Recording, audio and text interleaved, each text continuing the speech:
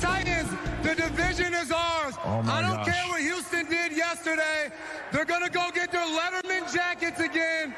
The Indianapolis Colts are 2-6 against the Titans since Pat McAfee came up here and did his wrestling announcement. And the Jacksonville Jaguars, they haven't had back-to-back winning seasons since I was a senior in high school. Everybody catches. I don't wanna hear any more small talk. Off that short pier, take a long walk. My style ain't free cause it ain't off top. I'm at your throat, go get a cough drop. I don't wanna hear any more small talk. Off that short pier, take a long walk. My style ain't free cause it ain't off top. I'm at your throat, go get a cough drop. It's Kush. I love me too much and your brain turn to mush. Fall flat on your tush. You couldn't handle the product I push. I guess I'm just used to it, I just do it. Like Nike swoosh, none of that Reggie Bush. Cause I'm top shelf, I ain't got wealth. But I'm on my grind like park rails. I'd sell the shoes right off my 2 feet, then add one, that's a yard sale. Got dumb bars that be smarter than Harvard, Yale. Take your pictures elsewhere, you wanna be TMZ, I wanna be VIP. Quit pandering, I'm not answering cause I don't wanna hear any more small talk. Off that short pier, take a long walk. My style ain't free cause it ain't off top. I'm at your throat, go get a cough drop. I don't wanna hear any more small talk. Off that short pier, take a long walk. My style ain't free cause it ain't off top. I'm at your throat, go get a cough drop. All of that bark and no bite, that's alright. Not everyone can be the big dog. Take a walk, kick rocks. Can't keep me out cause I pick locks. They hearing me knocking, I'll never be stopping. I keep this shit popping like lip gloss. Get me pissed off and the whole squad point the red dots. Something like chicken pox, give me all what you got like it raw, shimmy y'all.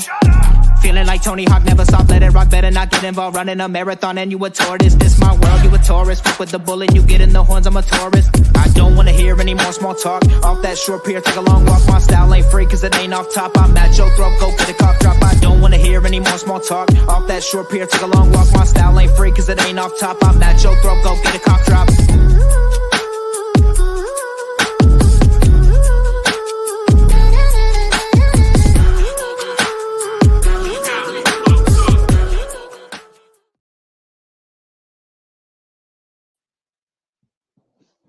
Hey everyone, and welcome to another edition of the Oilers Fan Battle Podcast, presented to you by the Fan Battle Sports Network. So, I'm here, your host Michael, here again co-hosting with Tyler, and you want to say hey to everyone? Hello, everyone. What a way to start off this Oilers, as you say, podcast. Yeah, we got one more week of Oilers. We had a nice opening with the Oilers earlier this year, so hopefully we can duplicate that. Yeah, I was at that game. Oh, nice. And before I forget, everyone, don't forget to follow, like, share, subscribe, comment, all that good stuff. Check us out on fanbattlesports.com for all the latest news, articles, and blogs on your favorite team. Earlier this week, I put up a article remembering Frank Watchett. Do you have any memories of him back in the early Titans days? No, because that was before your if I time. remember correct. How old was he? 52. Yeah, he got young. That was probably before my time because I'm 28. Oh yeah. So. Yeah, he was one of the originals that came here. Is him, McNair, and Eddie George, the original three. Got it. Okay. Yeah. Sounds like I need to brush up on my Oilers history. Yeah, he wore the Oilers for 3 years before they got over here as the Titans. Okay. But moving on to the NFL news of the day.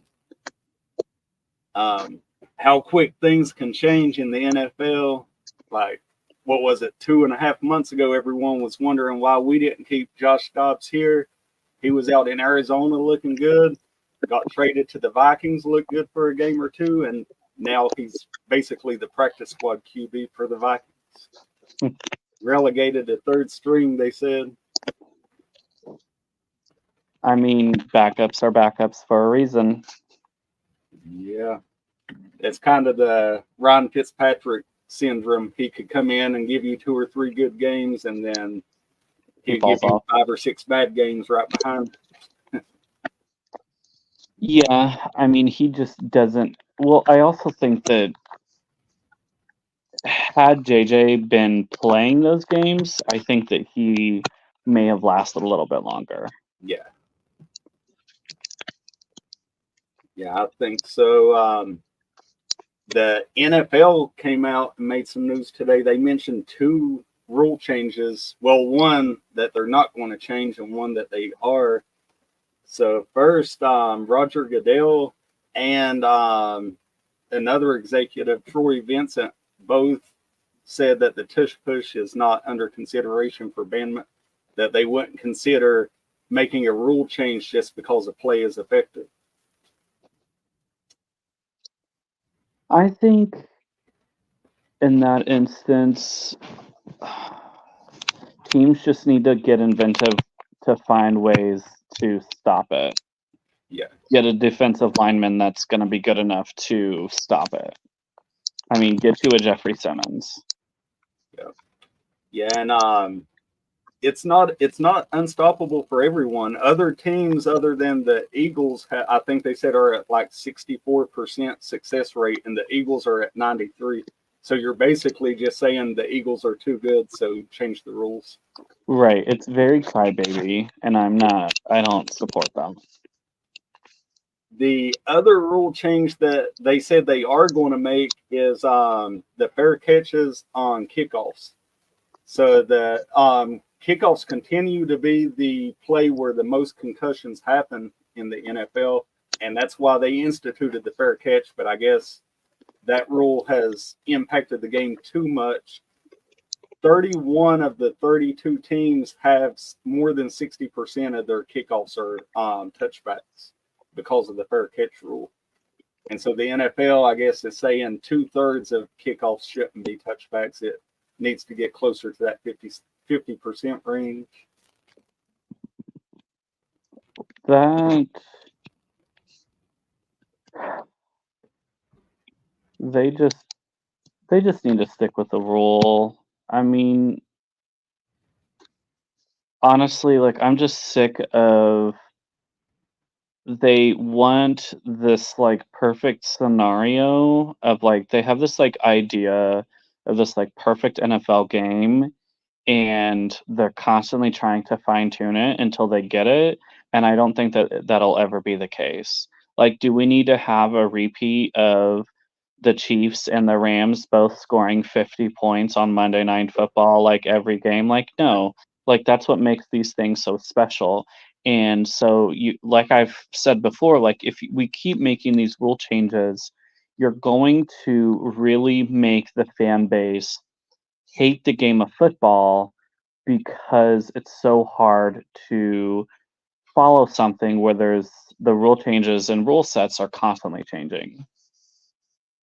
Yeah, and going all the way back to when they changed the overtime rules, I was a fan of the old sudden death overtime just because it feels like you're taking special teams out of the game. Like if you have a kicker that can kick a 60-yard field goal to win a game for you in overtime, the team shouldn't be punished for that. Like, Right. and same thing with this, they moved the kickoffs up 5 yards to increase the number of touchbacks. Then they institute the fair catch rule. It seems like they're trying to just do away with special teams as much as possible. Yeah, I understand why, because they don't want people to get injured, but at the same time, injuries are going to happen in the NFL. It's not a matter of if, it's a matter of when. Yeah, you got all 22 guys on the field are basically more than 200 pounds running full speed into each other. Like, guys are going to get injured. You can't take that out of the game unless you're going to play flag football. Yeah. But moving on to the miracle on Monday night, right? Well, what about it? Well, do you think it's time to just turn the offense over to Levis?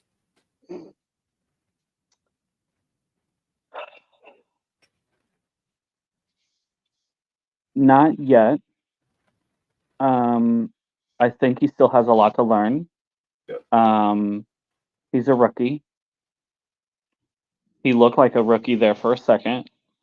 He definitely made some rookie mistakes in that Dolphins game with the pick six that he threw, Yep. and then with that fake toss to Henry. I'm sorry, not the fake, the bad toss to Henry. That was so bad. There's definitely some things that he needs to work on. I think we can turn it over to him. But I also think he needs like I've said before on here, he needs a good supporting cast. And you can't expect your quarterback to do everything. Otherwise, he will get injured, i.e., Lamar Jackson.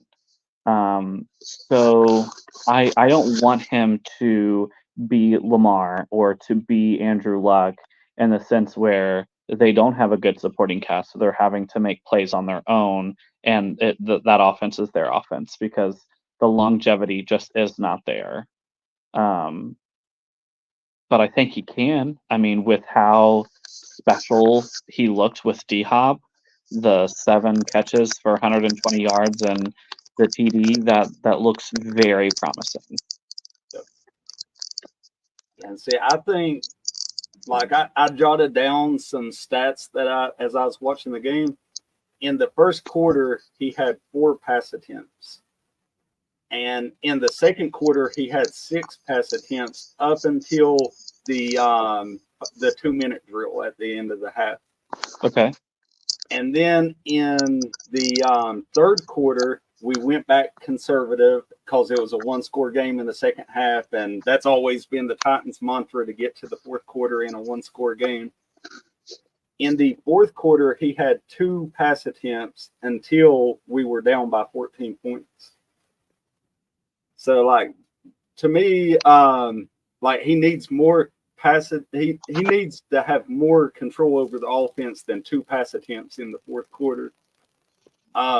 Once he was inside of the 2 minutes, he scored 18 points inside of the 2 minutes in the first half and the second half.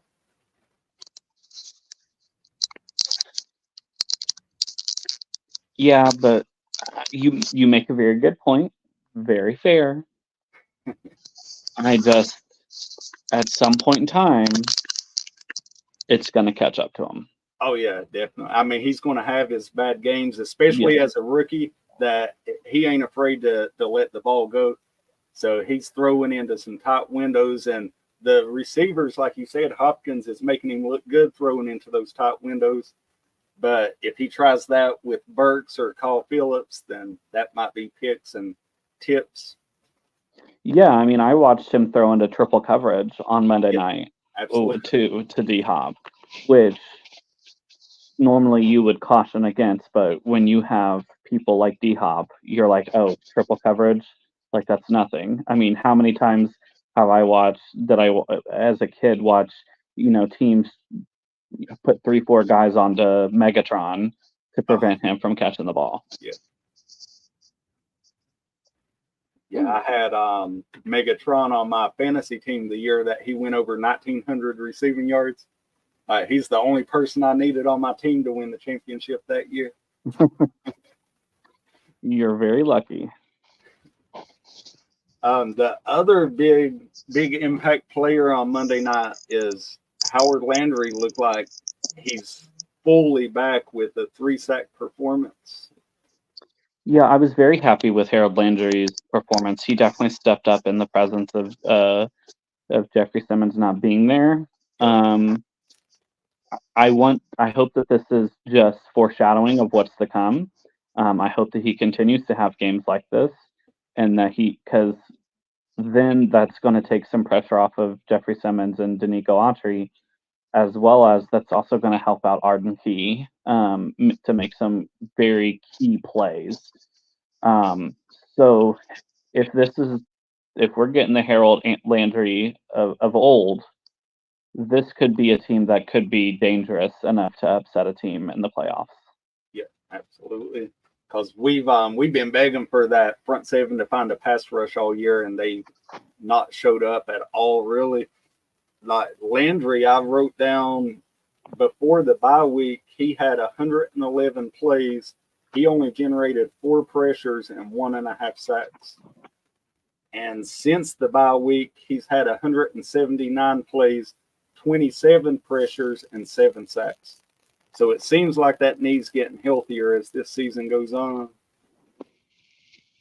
Yeah, I mean, I've always been told that recovering from ACL surgeries, it takes like a good year to really feel like yourself, like how you used to.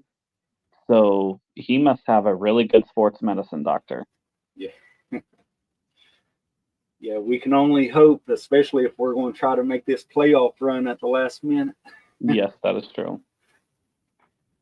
But do you think that this can be a momentum spark for the team to actually make a playoff push, or you think it's just too little, too late, that they needed to win a game or two earlier? We're not eliminated, so I don't think it's too late. We're close, though. Real close. I think that we have an opportunity to really make a good push after this Sunday's game. If we win this Sunday's game, which I think is likely due to the massive amount of injuries that the Texans have, that could, I mean, it's hard to stop a team once they find their rhythm. And so if Spears goes out there and continues to, rush for 20, 30 yards on the ground and have 80 yards in the air, and D-Hop has 120-yard games, we could be a threat. We only have one road game coming up, where we travel to the Texans in a couple of weeks. The rest are home games. If we can win these 3 divisional games, we have a very good shot. The downfall is that we've lost to the Steelers, the Colts, and the Browns, so we need some help. I always feel like every year there's always that one team that always needs like the 5th sun on the 17th moon on the 18th day of the winter solstice help to get into the playoffs. So hopefully that's the Titans. But I mean, I wouldn't be mad if we missed the playoffs so that we have a higher draft pick going into the draft this year. Yeah, and touching on 2 points there, we're not eliminated yet, but a loss on Sunday does eliminate us. If we lose any of the remaining divisional games, we're officially eliminated from the playoffs. The only game we can lose is the Seahawks game. And with how the Seahawks are playing, I don't foresee us losing that one either. No, Geno Smith is pretty much already designated out that game, so we're going to be going in there against a backup quarterback. So I think it's very possible. Yeah, and the other point, talking about the Texans' injuries, let's go ahead and start looking at the Texans here. Their number 1 wide receiver, Nico Collins, left Sunday's game with an ankle and hasn't practiced all week, so he's likely out. Number 2 wide receiver, Tank Dell, is on IR, so he's out. Their starting outside linebacker, Cashman, has already been ruled out with a hamstring. Their number 3 cornerback, Thomas, has already been ruled out with a hamstring. Their starting right tackle has not practiced all week with a hip injury and is questionable. And their stud rookie defensive end, Will Anderson, has not practiced all week with an ankle injury, and ESPN's reporting him as doubtful. And on top of all that, CJ Stroud hasn't practiced all week with a concussion. And ESPN was talking earlier that the NFL concussion protocol has 5 levels that you have to go through to come back. And the 2nd or 3rd level is getting cleared to practice. And CJ Stroud hasn't been cleared to practice. So if he's still on level 1 or 2 of 5, then seems pretty unlikely that he's going to play on Sunday. That would be massive for us if he doesn't play. I mean, it's very sad to hear that he has a concussion. I would not wish that upon anyone. But at the end of the day, if he doesn't play and all of these starters for them truly do not play, this could be the momentum we need to try and make a playoff run. Yep. This would be monumental. It'll make 2 weeks from Sunday pretty interesting because most of these guys are going to be back for that game. And so that's going to be the big rematch. And it'll be hard for, well, I mean, CJ Stroud, if he does come back, he's going to be down some receivers.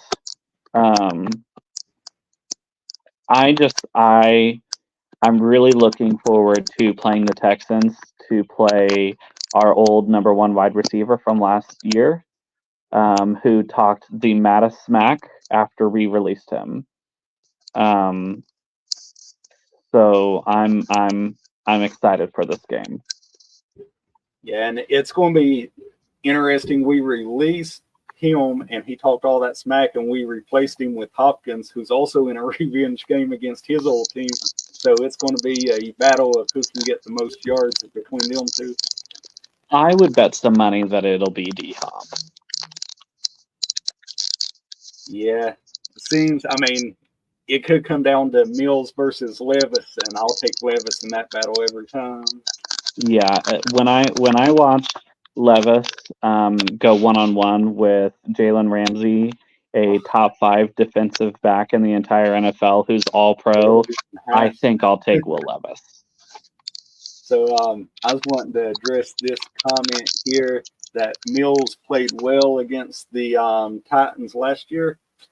And I would just like to point out that Malik Willis ain't going to be wearing a jersey on Sunday. We got a slightly better quarterback suiting up for this game. I would also like to point out that I'm so happy that this person said that Mills played well against us in 2022 and 2021. I'm just wondering, who did the Texans have to spend the number 2 overall pick on? A quarterback, because didn't have what it took to be a starting quarterback. Nah, nice. Looks like one of the career backups coming in. But do you think this game is going to be a Levis game or a Henry game?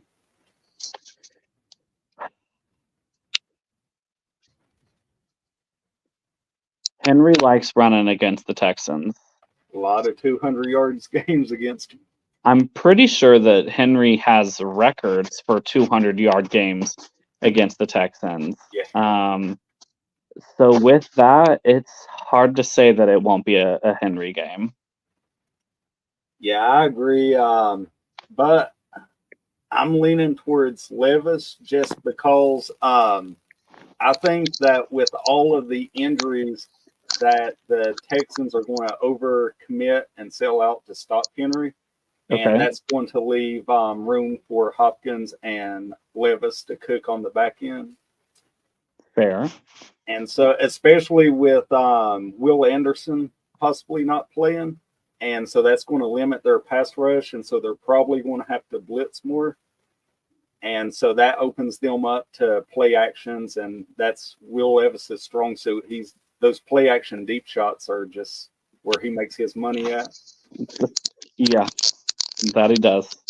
I'm thinking about that really cool catch that D-Hop had. Oh, yeah. Laying on his back. Yeah. And what about the diving catch Henry had for a first down on 2nd and 15? I was scared. That was a tad bit scary to watch. Yeah, if he landed on his shoulder or on his hip the wrong way, and he would be out for the rest of the season. Yeah, I was scared because you normally don't see Henry do that a lot. So I was like, please don't injure yourself. Like, that's the last thing we need. We don't need you leaving this game when we're trying to win. Yeah, this is a interesting comment. Vrabel versus D'Amico, two defensive-minded tough former players. That's a nice coaching combo. I don't think either. I think both teams have good coaches with these two. Yeah, D'Amico Ryans, I think, should be up for head coach of the year. Yeah, I think so too. With what he's done with Stroud, and everybody was expecting the Texans to be a 4 or 5 win team again, and they're here competing for a playoff spot. Yeah, they nailed it with this year's draft class. Yeah, absolutely. But we talked earlier about Landry and Key and Autry, and can we duplicate that pass rush a second week in a row without Simmons, because he's not practiced this week, and so it's trending that he's not going to play? I think it's possible. I mean, we had 5 sacks against Tua. And if they're missing their right tackle, that definitely is going to open up some lanes for us. And we have Danico Autry, who's used to playing in the AFC South against the Texans twice a year, whether it be on the Colts or on the Titans. I think that this could be a really big game for him. Yeah, I think so too. We also put Pecco, which was who was replacing Simmons, on IR, and so I think that it's going to be a lot of responsibility put on Autry for this game. He's probably going to see quite a uptick in his snaps. Yeah, I think also that they'll rotate out the other defensive end spot. Yeah, and with Key, I mean, if he's going up against a backup right tackle for the entire game, and then Landry is going up against Tunsil, who missed one practice this week. He's dealing with an injury as well on the left side. So, I mean, it could be a vulnerable offensive line that they're rushing up against. That is true. That will make it very hard for them to run the ball. Yep.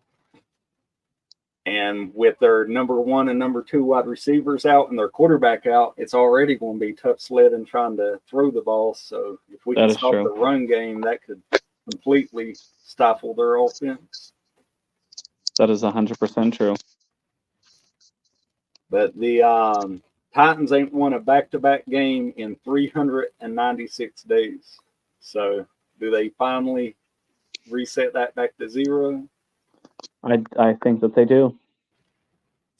I think this is the game this is game number 2. This is the best chance I think right now we have to win 2 in a row. Yep, I think so as well. And it's also been 414 days since we beat a divisional opponent. So just to think that there's been 2 Halloweens, 2 Thanksgivings, and a Christmas since we last won a division game. If we lose this one, the next one isn't going to be until after Christmas. So we'll have 2 Thanksgivings, 2 Halloweens, and 2 Christmases since the last division win. That's brutal. But I think that they get it done this week with all the injuries, and then they're going to be still high off of that Monday night win, and the home crowd is going to welcome them. I think this is when we finally get that monkey off of her back. Correct. I agree. You got a prediction for the score? I'm gonna say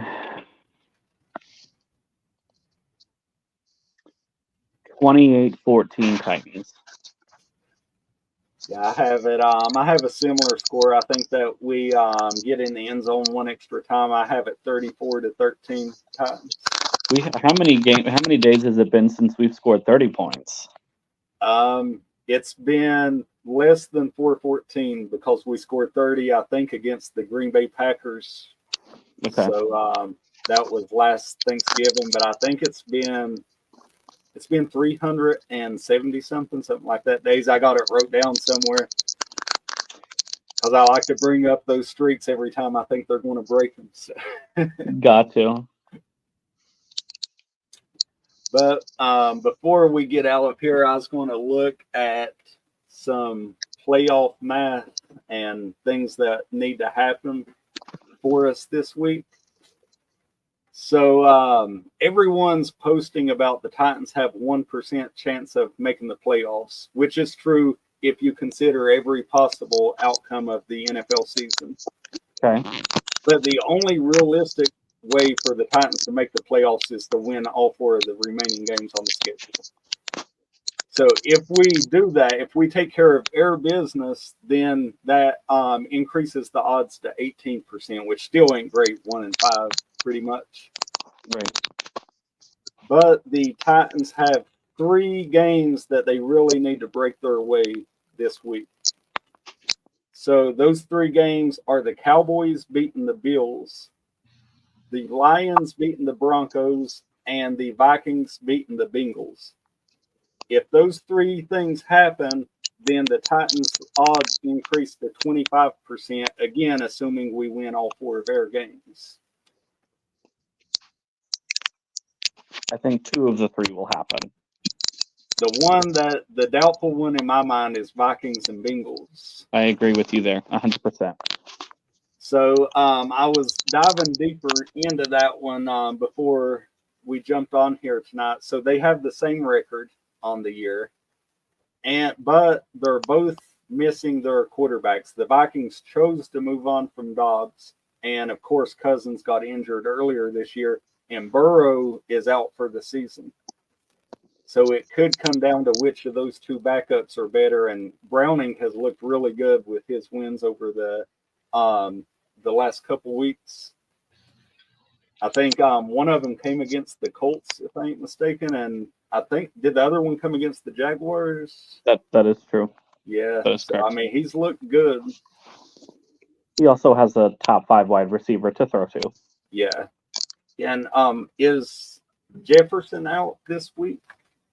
I would be shocked if he's playing this week because he left the game with a chest injury. I haven't read the injury report though to see if he's been practicing or not, but I would be shocked if he's playing. It's sad because I would have loved to have seen Cousins and JJ go up against Burrow and Jamar, but maybe at a later time. They're saying that ESPN has the Vikings calling him questionable, but Jefferson himself said in the locker room, told a reporter he's playing on Saturday. So he says that if they let him, he's going to make a go of it. So good for him. That'll be interesting. Jefferson versus Chase. That'll be interesting. If it was, like I said, if it was Burrow and Cousins, it'd be a high scoring game. Yeah. But I don't think it will be. Yeah. So there's a couple other games we have slight interest in, but they don't drastically impact us this week. Okay. One is tonight's game, the Chargers and the Raiders. So both of them have the same record that we have right now. So it would actually benefit us if the Chargers win tonight because we own the head-to-head tiebreaker over them. So we would want to finish in a tie with them. Okay. Let's see, what was the other ones I've noted here? The Ravens and the Jaguars. Of course, if the Ravens beat the Jaguars, then that keeps a small path to the division title open for us. So it's better to have 2 paths than 1 path. So true. And then the other one is the Steelers and the Colts. So no matter who loses that game, if we win on Sunday, we will be 1 game behind them, and they will be the 7th seed. Okay. And so we need the loser of that game to lose 2 of their final 3 games because they both own the head-to-head tiebreaker over us. So it's not good enough for them to lose 1 more game because then they have the tiebreaker. So we need them to lose 2 after this weekend. I've seen the Colts' schedule. It's pretty soft. It is. Because they have the Steelers, they have the Raiders, and they have Steelers, Raiders, Texans, Yep. And I can't think of who else. But it is pretty soft. It's the Steelers, Texans, Raiders, and Falcons. So Falcons, they can maybe lose to. Now, if they win and the Steelers lose, then we would need the Steelers to lose 2 of their final 3, which is the Ravens, the Bengals, and the Seahawks. And I could definitely see them losing to the Ravens and maybe the Bengals on that schedule. Fair. Yeah. So as much as I would hate to root for the Colts, it may be in our best interest for the Colts to win that one, since the Steelers are more likely to lose games down the stretch. That is true. Yeah, that would be nice. That would be nice. Those are that pretty much runs it down. But yeah, it sounds, when people say you got a 1% chance, it sounds like we need a just massive amount of help, but we just need help from 3 teams this week, and 2 of them are very likely to happen. So anything's just need to get lucky once. I mean, I've seen the Colts squander a 90% plus chance to make the playoffs. All they had to do was win win one game between Jacksonville and Raiders, and they went on to lose both. Yeah. So I mean, literally anything can happen. I mean, hell, look at us last year after the Packers game. We was 94% chance to make it, and the Jaguars were less than 1%. And you know what happened there. So. That is true. But I think that'll probably do it for us tonight. You want to tell everyone where they can find you at? Yep, you can follow me on Facebook at Tyler Warren, or you can follow me on Instagram at Manning of Steel. All right, and thanks for everyone that joined us, that commented. Everybody, don't forget, like, share, follow, subscribe, and enjoy some Mayo this weekend. So Have a good one. Thank you for having me. Yep, thank you. Thank you. Bye.